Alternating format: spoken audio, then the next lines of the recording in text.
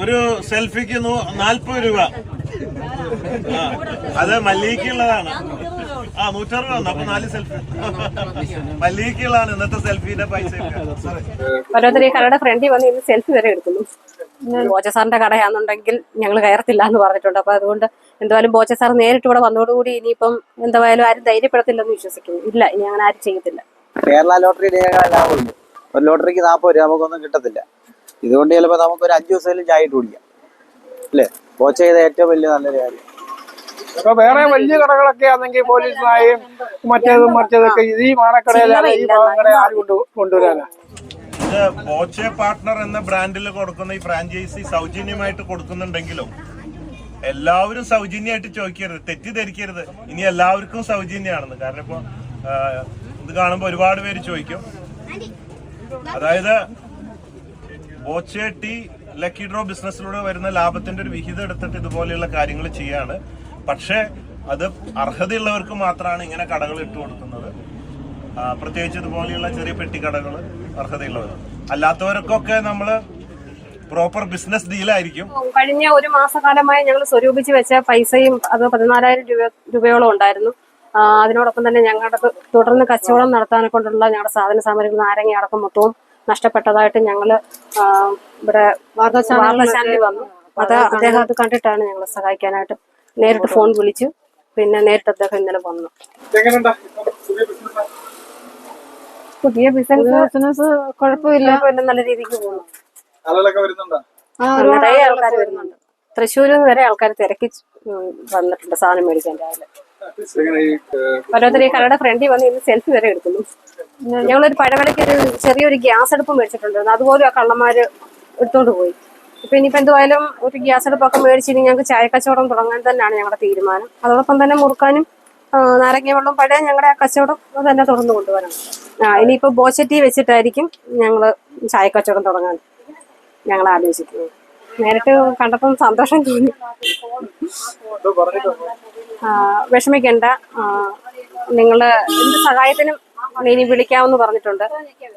എന്തൊരു സഹായത്തിനും ഞാൻ കൂടെ ഉണ്ടെന്ന് പറഞ്ഞിട്ടുണ്ട്. ഒരു ബോച്ച സാറിനെ ഒരു ദൈവമായിട്ട് ഞങ്ങൾ കരുതുന്നു. കാരണം അദ്ദേഹം ഇത്ര ചെറിയൊരു വാർത്ത, ചെറുതല്ല എങ്കിൽ പോലും വാർത്ത കണ്ടിട്ട് ഞങ്ങളെ തേടി ഇവിടം വരെ എത്തി.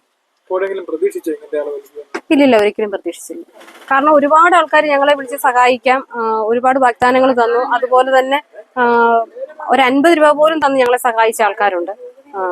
പക്ഷെ ഇദ്ദേഹം ഒരു കഴിഞ്ഞ ദിവസം ഒരു 4 മണിയായപ്പോഴാണ് ഞങ്ങളെ വിളിക്കുന്നത്. പക്ഷെ ഞങ്ങൾക്ക് വിശ്വസിക്കാൻ പറ്റിയില്ല. നേരിട്ട് വിളിച്ചപ്പോൾ ഇത് ബോച്ച സാർ തന്നെ ആണെന്ന് ഞാൻ കരുതല്ലായിരുന്നു. ഇദ്ദേഹത്തോട് സംസാരിച്ചു, ഞാൻ നാളെ വരുമെന്ന് പറഞ്ഞു. അന്നേരവും ഞങ്ങൾ വിശ്വസിച്ചില്ല. കാരണം അദ്ദേഹം നേരിട്ട് വരുമെന്ന് ഞങ്ങൾക്ക് ഒരു പ്രതീക്ഷയില്ലായിരുന്നു. പക്ഷെ ഇന്നലെ ഒരു 3:30 അദ്ദേഹം ഞങ്ങൾ കട നേരിട്ടെത്തി. ഞങ്ങളിവിടെ ചായക്കട നടത്താൻ ഞങ്ങൾക്ക് അവസരം ഉണ്ടായാലല്ല, അല്ലെങ്കിൽ ഞങ്ങൾക്ക് അതിനൊരു ഭാഗ്യം ഉണ്ടായാൽ, അതിനുള്ളതൊന്നും ഇതുവരെ ആയിട്ടില്ല. അതുകൊണ്ടാണ് ഭാഗ്യം ഉണ്ടായാൽ ഈ ടീ ആയിരിക്കും, ഈ തേയിലപ്പൊടി ഇട്ടായിരിക്കും ഞങ്ങളിവിടെ. കോട്ടയം പുതുപ്പള്ളി എന്ന് പറഞ്ഞ സ്ഥലത്തു നിന്നാണ് വരുന്നത്. ഇവിടെ ഉമ്മൻചാണ്ടി സാറിന്റെ മണ്ഡലത്തിൽ നിന്നാണ് വരുന്നത്. പുതുപ്പള്ളിയിൽ നിന്ന് നേരെ ഞാൻ കഴിഞ്ഞ ദിവസം ഞാൻ ഇങ്ങനെ ന്യൂസ് കേട്ട് ഇതേപോലെ ഈ ഒരു മോഷണം നടന്ന സംഭവം ഞാൻ അറിഞ്ഞപ്പോൾ ഞാൻ വീട്ടിലിങ്ങനെ ഓരോ പപ്പായോടും അമ്മയോടും എൻ്റെ അനിയന്മാരോടും എല്ലാം ഷെയർ ചെയ്തപ്പോഴത്തേക്കും ഭയങ്കര നമുക്ക് സങ്കടം, ഭയങ്കര വിഷമം വന്നു. പക്ഷെ എനിക്ക് എങ്ങനെയല്ല ഇവിടെ എത്തിയാമെന്നുള്ള ഒരു ഒറ്റ ചിന്ത എനിക്കുള്ളായിരുന്നു. എങ്ങനെ പോകുമെന്നോ എങ്ങനെ വരുമെന്നോ ഒന്നും ഞാൻ ചിന്തിച്ചില്ല. പെട്ടെന്ന് ഞാൻ എൻ്റെ വീട്ടുകാരോട് ഞാൻ പറഞ്ഞു ഇന്നവരെ പോകണം, എനിക്ക് അവിടെ പോയി ചായപ്പൊടി മേടിക്കണം. നമുക്ക് താഴോട്ട് ഇറങ്ങിയാലും ചായപ്പൊടി കിട്ടും, പക്ഷെ ഈ ചായപ്പൊടി മേടിക്കണോ പെട്ടെന്ന് എനിക്ക് തോന്നും. പിന്നെ അവര് ആന്റിമാരെ സഹായിക്കുക, അവർക്ക് നമ്മളെ കൊണ്ട് കഴിയുന്ന തരത്തിലുള്ള ഹെൽപ്പുകൾ നമ്മൾ ചെയ്തു കൊടുക്കുക. അത് കേട്ടപ്പോൾ വീട്ടുകാർ ഭയങ്കര സപ്പോർട്ടായിരുന്നു, പൊക്കോളാൻ പറഞ്ഞു.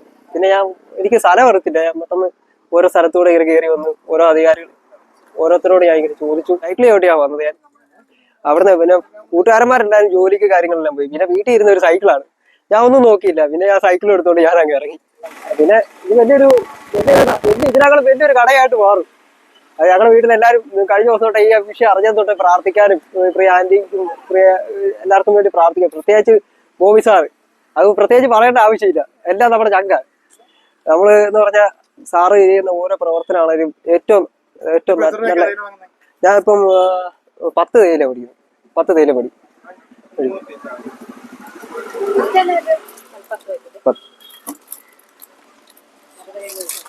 Okay, thank you.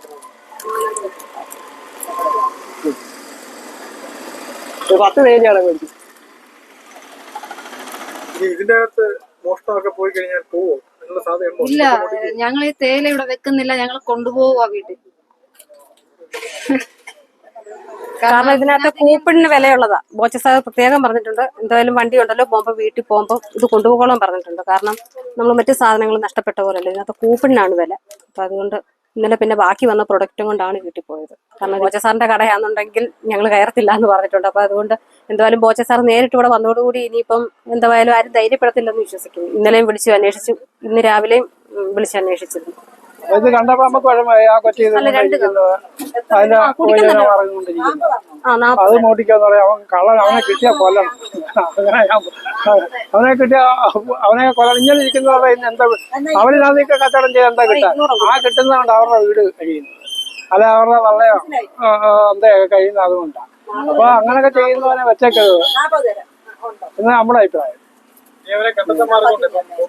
സഹായിക്കുകയൊക്കെ ചെയ്തു. ചേച്ചി എത്ര കണ്ടെത്താൻ മാർഗം അത് പോലീസ് വിചാരിച്ചല്ല കണ്ടെത്താൻ. ഇപ്പൊ വേറെ വലിയ കടകളൊക്കെ ആണെങ്കിൽ പോലീസിനായും മറ്റേതും മറിച്ചതൊക്കെ ഈ മാടക്കടയിലല്ല ഈ ഭാഗങ്ങളെ ആര് കൊണ്ടുവരാനാ? ആര് കൊണ്ടുപോകും? അല്ല ഇവരുടെയൊക്കെ ആര് വന്ന് നോക്കും?